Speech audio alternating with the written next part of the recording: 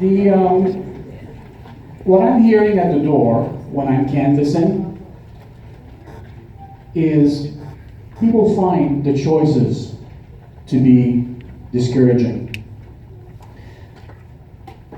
Our party is a year old now, and about a quarter of our base, of our supporters, will be voters that have not voted in years. That's a good sign. That's a sign that democracy is working, and we're heading in the right way. We also had a 29% increase in the advance poll over the last election. Not a good sign for the incumbent government, but nonetheless encouraging for democracy. I don't believe that lowering the age of voting to 16 would benefit democracy unless it was tied with passing a course on civics. Then that's something I could support. Thank you.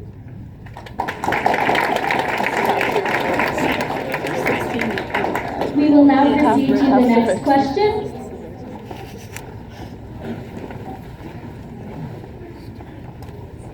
Hi, my name is Tristan White. I'm in grade 12. Some modern European countries have free tuition for college and university, but in Canada, student loans and debt increasing at a high rate. How do you plan on reducing student debt and costs for post-secondary education?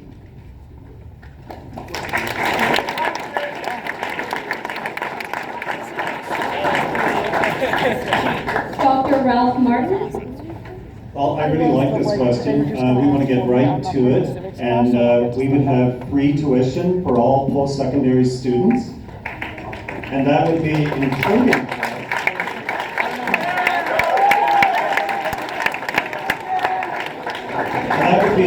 for the trades, because we think that we're going to need a lot of tradespeople trained as we go into the new economy and we shift to a new clean green economy. This plan has been costed by the Parliamentary Budget Officer. We're the party that has submitted the most planks to the Parliamentary Budget Officer, 23, more than all the other parties put together, and it's within our costing range.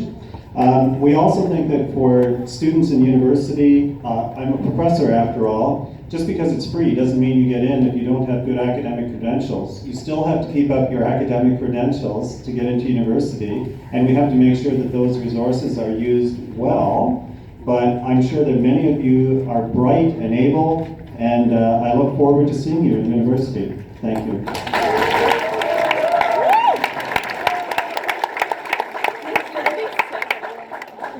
Mr. Carle. Part of what makes the People's Party different is we are not going to bribe you with your own money. We are not going to tell you we are going to pay for your education today so that you pay 3, 4 times more in your working life. We are in debt in Canada. Our national debt stands at $770 billion right now. We are incurring deficits to the tune of $25 billion a year. In an economy that we have been told by Dr. Barron is running at full capacity. How's that? We need to balance the books. This is where we need to start. If we carry on at this rate, not only is your education going to cost you far more, services will be at stake. Once we balance the budgets, once we start living within our means and incurring surpluses, then we can talk about increasing spending on things that we want, such as education, better health care, and a number of other programs that are underfunded at the moment. Thank you.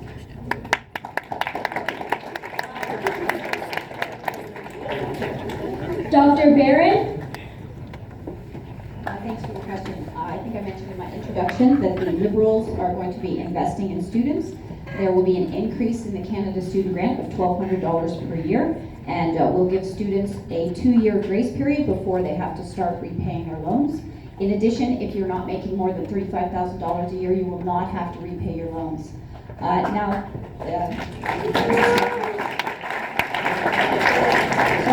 think you have really a centrist policy in between free tuition and we're going to leave things as we are, which is usually where the Liberals sits, in terms of being quite practical about how we're going to do this and pay for this. I would note that the Ontario provincial government, before the Ford government, the Liberal government did make tuition free and a means-tested way for students coming from families of low incomes, and I think that's a really also smart way to start.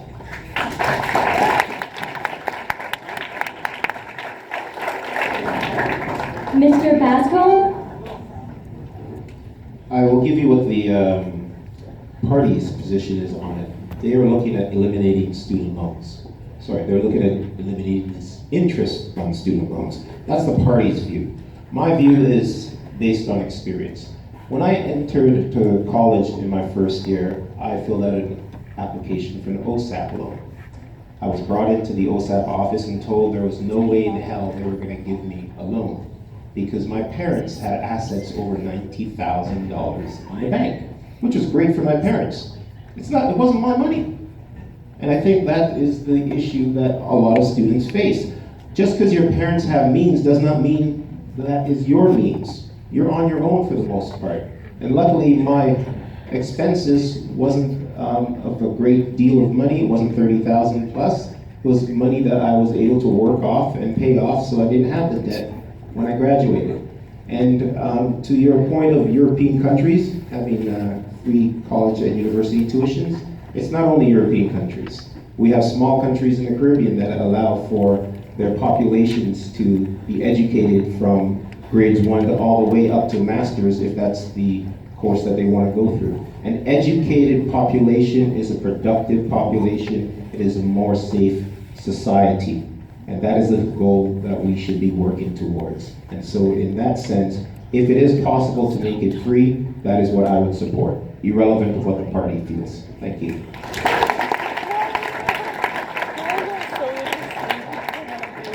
Well, thank you for the question. It's great to reference Europe. Europe makes, many European countries have free tuition, but they do it by slashing enrollment. European rates of university attendance are much lower than in Canada. And that's how the Europeans pay for that free tuition. It's very difficult for a student in Europe to get into university. University graduation rates are a fraction of what they are here in Canada. So that's how they make free tuition. I don't think that's what we want to do. We want to make sure that people who want to go to university in Canada, who have the abilities, can get into a university. And so university enrollment in Canada has massively skyrocketed over the last several decades. That's very different than Europe. So that's the first difference between our systems. They've chosen a different path. The universities in Europe are elite institutions that are very difficult to get into, and very few people graduate from these universities relative to a country like Canada. In terms of the actual setting of tuition rates, that's the responsibility of the province of Ontario. The federal government doesn't have any role in that. That said, we can do things on the side to help with university tuition, student loan programs, student grant programs, and those sorts of things. I think the biggest thing, though, we can do is that we should maintain stable and growing transfers to the provinces for post-secondary education.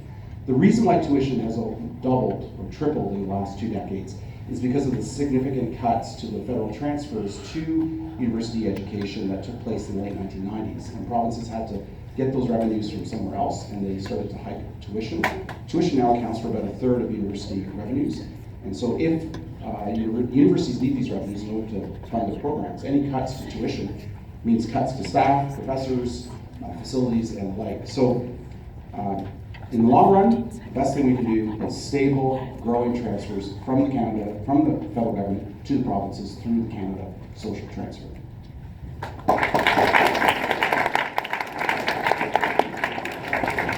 Thank you. Next question.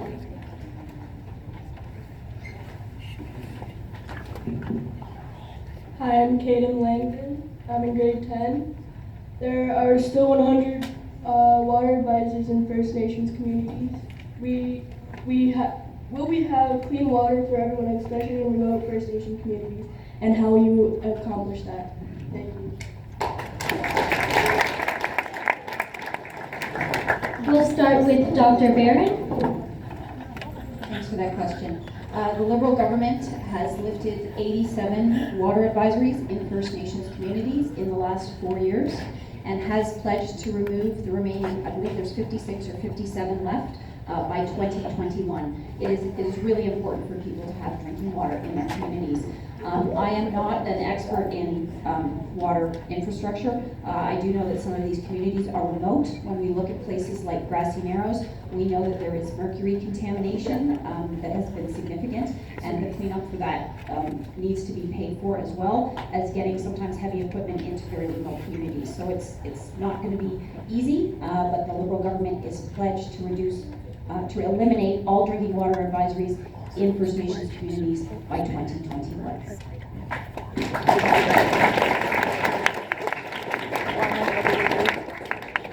Mr. Chong. Thank you for the question, it's an important one. In Canada, there are some 650 reserves, 650 bands.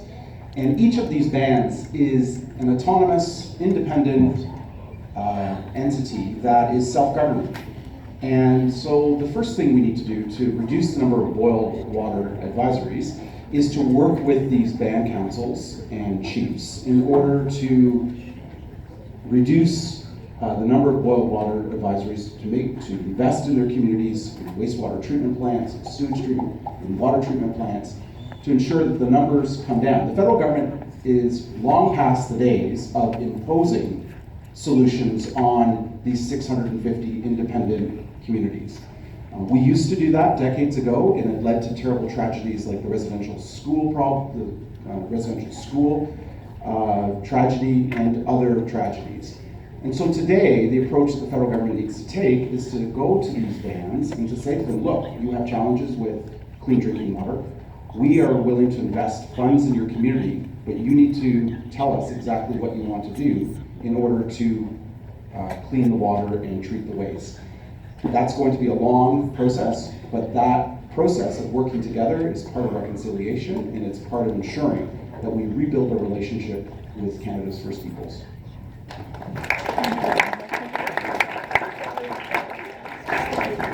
Mr. Carle. Thank you for the question. I think it's totally unacceptable. Our Canadian military has a team, it's called DART. They can send a water treatment plant anywhere in the world and within 24 hours have clean drinking water. We should take care of our own first. If you remember your history, your Canadian history, when the French and the British came here, this land was all occupied by First Nations, Aboriginals. Land was ceded to the Europeans with conditions. Those are called treaties. We have failed immensely on our responsibility towards them. We need to fix that. Part of how a People's Party government will help fixing this is abolishing the Indian Act and replacing it with something that's less intrusive, less paternalistic. We need to treat them as equals because they are equals. We need to ensure that the funding that is given to each band is actually spent on the people and not taken by the leaders. And we have seen this done on a number of occasions. So abolish the Indian Act and treat them as equals.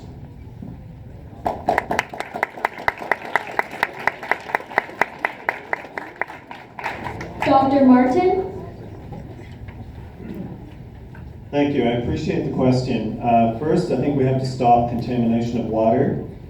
This is often by mining and other industries in the north. We have to make sure that they are regulated in such a way we don't have contamination in the first place. Secondly, I think we have to get right onto this and use the technology we have to address the water advisories. I think overall, though, with respect to our relations with Indigenous peoples and reconciliation, we have to look at slowly replacing the Indian Act. This is not only through the Assembly of First Nations, but through hereditary chiefs and through clan grandmothers. And we have to think about land ownership. There are obligations, treaty obligations we have that we have not met. The relationship is still too colonial, and we have to think about redressing this and use this opportunity to think about how Indigenous peoples, with their wisdom in how they relate to land, can help us deal with the environment in the long term. And this is not only an obligation for us, it's an opportunity. Thank you.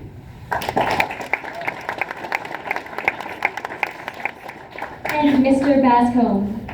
I'm in agreement with a number of things that were said, both by Sil and both by Michael, in regards to our ability to bring clean water to Indigenous communities within a 24-hour period, but at the same time understanding that these are nations unto themselves that have a governance that we must respect. At the same time, I would throw out perhaps the most drastic idea. Perhaps it's time we allow them to relocate. It is their country as much as it is ours, but if we have any rules that prevent them from moving to an area where it's less contaminated or it's not contaminated at all, I don't see why we should not pursue that avenue. Thank you.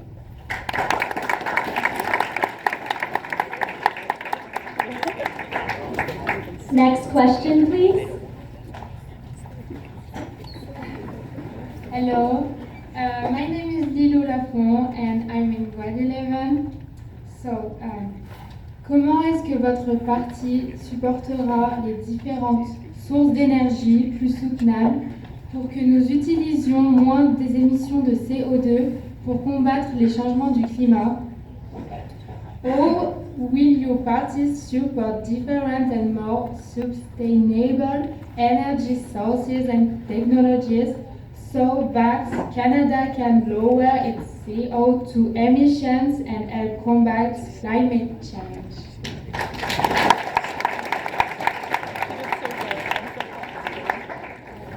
Let's start with Dr. Martin. Thank you. That's a very good question. In the Green Party, our policy is to reduce greenhouse gases 60% by 2030. That's higher than any other party, and sometimes we've been criticized for that being too ambitious. I don't think it is. It's in line with the Intergovernmental Panel on Climate Change, and we really need to get on and do this. The cost of not doing it is going to be much higher. So some of the ways we want to do that are to retrofit buildings across Canada.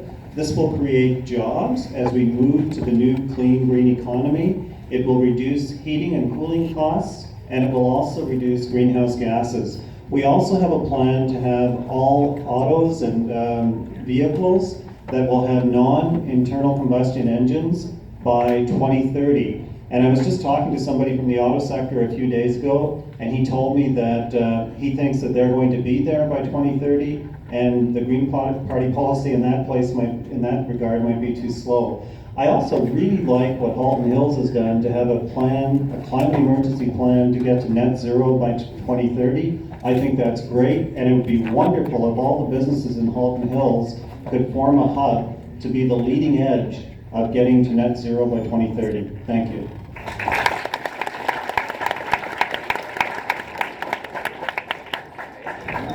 Mr. Bascombe. The new Democratic deal for climate change and action would be in providing new jobs. We're looking at creating some 300,000 jobs. We would be investing in clean projects with a climate bank. We would also invest massively in electrifying our transit, retrofitting homes across the country, and putting more zero-emission vehicles on the road. One of the things I say personally in regards to addressing the issues with climate is that we have to stop thinking that politicians have the answers to these issues, and we really just need to get on with doing the things that we know work and investing funds where we can bring about new technologies and processes to help combat the situation. Thank you.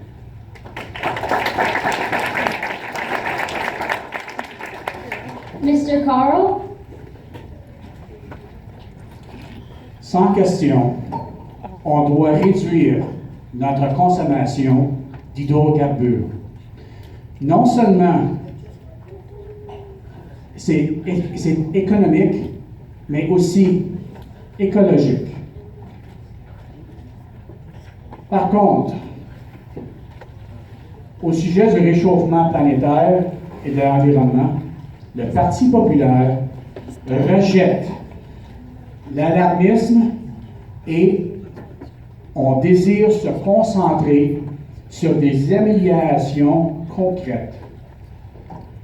Le gouvernement libéral dépense des milliards de dollars ici et à l'étranger pour lutter contre le réchauffement planétaire, que l'on préfère maintenant appeler changement climatique. Pour inclure n'importe quel événement météorologique naturel et son contraire. Afin de réduire les émissions de gaz à effet de serre, il a imposé des taxes d'innombrables règlements. Il subventionne des technologies vertes inefficaces et coûteuses et bloque le développement de ressources pétrolières essentielles à notre prospérité. Il est indéniable que le climat mondial a toujours changé et continuera de changer. Jusqu'il y a 12 000 ans, une grande partie du Canada était recouverte de glace. Et cette glace, maintenant partie grâce à un changement climatique naturel que nous pouvons vivre ici aujourd'hui. Il n'existe cependant aucun consensus scientifique sur la théorie disant que le CO2 produit par l'activité humaine est la cause d'un réchauffement planétaire dangereux ou le sera dans l'avenir, et que le monde est confronté à des catastrophes environnementales si ces émissions ne sont pas réduites de manière draconienne. De nombreux scientifiques renommés continuent de contester cette théorie. Le débat politique sur le réchauffement n'est plus fondé sur la science. Il a été détourné par les partisans d'un gouvernement interventionniste qui utilisent des techniques de propagande grossière pour imposer leur vue. Ils ridiculent et harcèlent publiquement quiconque exprime des doutes. Ils exagèrent les Sorry, faits. Mr. Carle, your time is up. I've been told that I can, the time doesn't start until I, I think a lot of people don't understand, so okay. repeat that in your 1 minute. Thank you. CO2 is 0.4% of our atmosphere. 97% of it is naturally occurring. 3% is created by mankind. Out of that 3%, Canada is responsible for 2%. The UN climate change is telling us that we have to basically kill our energy sector to save the planet. It doesn't make sense. Even if we killed our oil sector, the generator of wealth in this country, it wouldn't make a difference. The Green Energy Act in Ontario was an act of panic. It raised energy prices, causing energy poverty amongst many. We didn't need to panic. Solar is inefficient. Wind kills birds by the millions every year. We need to do better, and we will do that with technology, but unfortunately, we're not there yet. Thank you.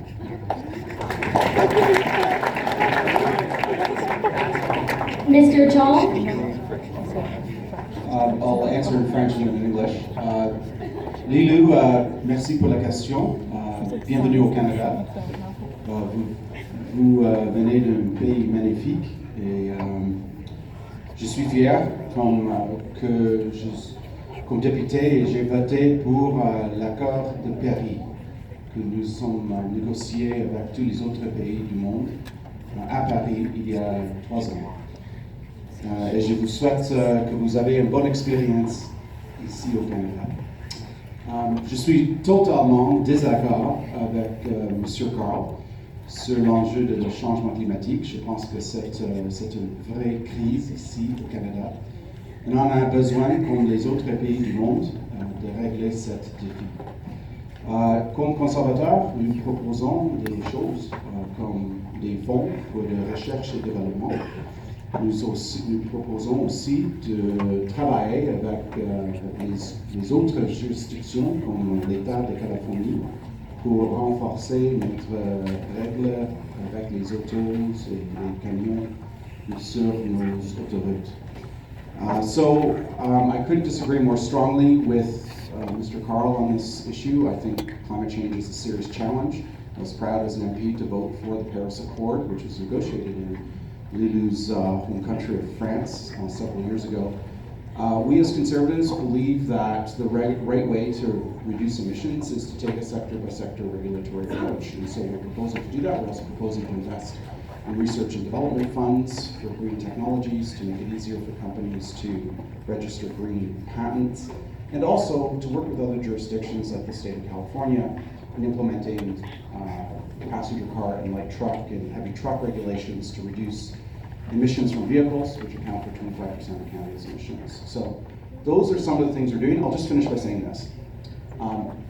We also have to acknowledge that both Conservative and Liberal governments of the past have not done their job. And I say that to you as a Conservative. The fact of the matter is that both Conservative and Liberal governments have failed to uphold their international commitments. We failed to uphold the Kyoto Protocol. We failed to uphold, we're not going to meet Copenhagen's targets next year, and we're currently not on track to meet Paris. The fact of the matter is this. The average Canadian now, emissions in this country, for the per capita emissions, are now higher than in Trump's America. The average Canadian emits more greenhouse gases today than the average American, and we buy bigger gas guzzling vehicles than the average American. So we need to do a better job. It's one of the reasons why I'm seeking re-election. I think we need to send MPs to Ottawa who are willing to tell their party leaders or the Prime Minister, you're wrong, and you need to do a better job on this issue for future generations.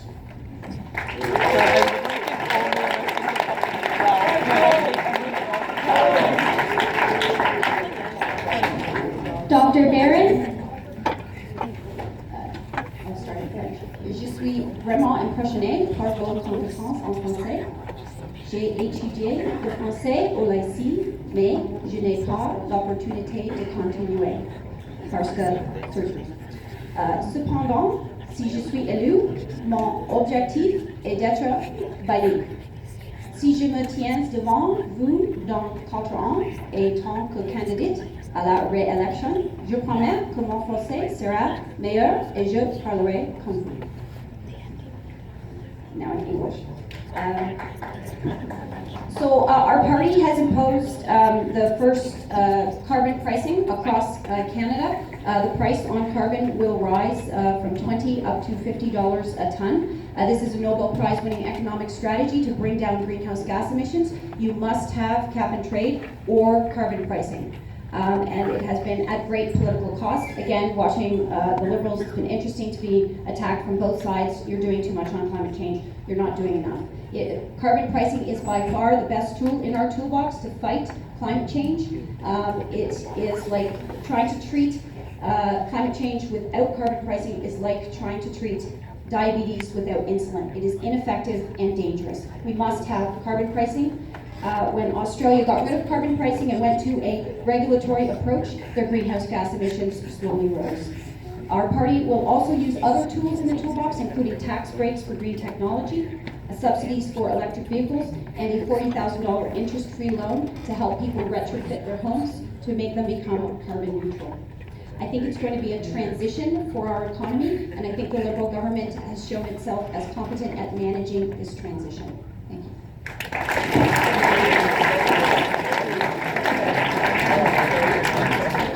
Thank you so much for all your questions and answers. That's all the time we have for this section.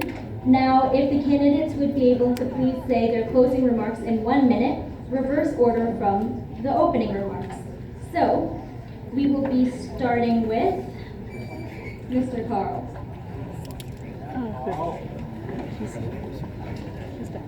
Merci à tous pour être venus. Thank you very much, everyone, for coming today. Just shortly, quickly on Michael's point, but I think Dr. Barron's point about us using more fossil fuels than per capita than the Americans do. It's colder here. It's plain and simple, way colder. You heard this now from me more than once. We are practical, pragmatic. Yes, climate is changing. It has been changing for decades and decades, centuries. It will continue to change. For us to believe that we can tax it to change back to what it was is unreasonable. On the 21st, which is Monday, there's an election. Most of you will just be observers. In 4 years, perhaps sooner, perhaps a lot sooner, you will be able to vote. And hopefully, you will remember this event and it will help you make your choice. Thank you.